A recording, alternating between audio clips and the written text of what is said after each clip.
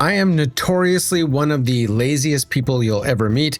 So when ChatGPT launched in 2023, I was one of the first to dig into how to get the most out of it.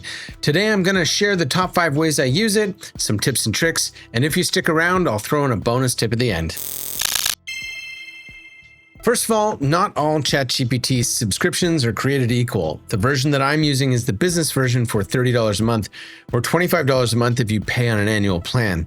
I know that $30 a month seems like a lot, but the added features of deep research, web search, and agent mode easily pay for themselves, at least in my case. Business mode also lets you connect to various information sources like SharePoint or Dropbox, or even your email inbox and calendar. I'll show you why that's important as we go along. So not surprisingly, the number one thing I use ChatGPT for is writing.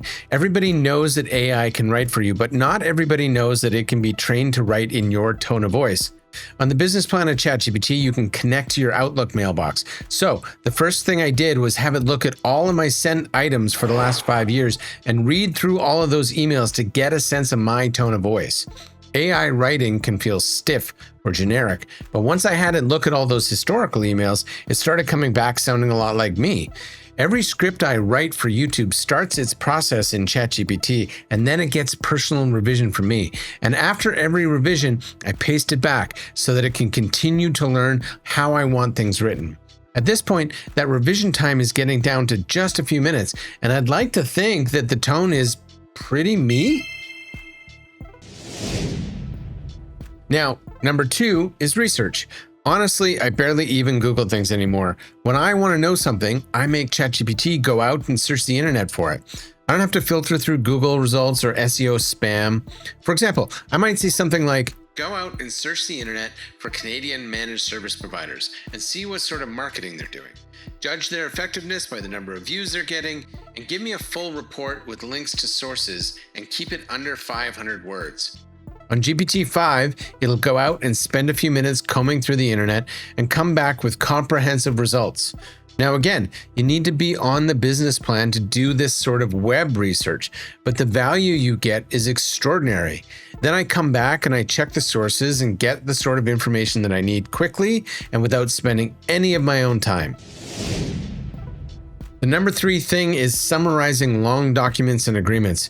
If you're like me, you used to spend a lot of time poring over contracts and vendor proposals that, quite honestly, you're not qualified to review.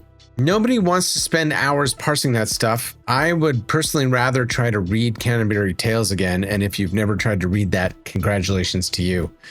So now I drop it into ChatGPT and get back a plain English summary with the key points, the red flags, and what actually matters. It saves me tons of time, and I'm confident that it's doing a way better job than I would. Number 4 is brainstorming. If you haven't tried voice conversation mode, I'd highly recommend it for those think tank sessions. I will admit it can be unsettling just how lifelike a conversation with ChatGPT can be. They've even programmed in the occasional and but if you can get past that, it's phenomenal for bouncing ideas off of. My personal guilty pleasure is being a D&D dungeon master and delighting my players with intricately crafted stories, vivid descriptions, and murderous intrigue. And a lot of those ideas start in ChatGPT before getting turned over in my maniacal brain. What would an aboleth do with a captured player if it took it underneath the water down to its underwater lair? All right, let's dive straight in. No pun intended. But I also use it for business, marketing angles, video topics, blog ideas, company policies, staff outings. It's a creative partner that's never out of ideas, and it never comes in hungover. And number 5 is meetings and email summaries.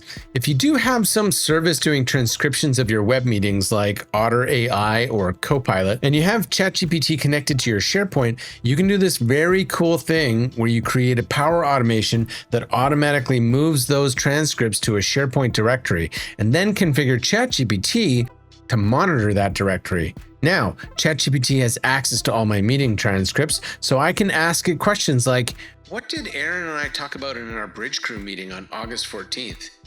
Give me just a high-level summary with the action items. Some of you nerds like me just got very excited. That's my top 5. Writing in my own voice, research, summarizing long documents, brainstorming, and meeting and email summaries. That's how it's saving me hours every week. Now, I promised you a bonus tip, and here it is. In agent mode, ChatGPT can run recurring tasks. I have it scouring the internet weekly for news articles of particular interest to me, in this case about AI, and then sending me a summary of those results to my inbox. I'm curious to know what you're using AI for. Do you have something that I missed? And if so, please let me know in the comments. In this ever-changing IT landscape, be adaptive, and we'll see you next time.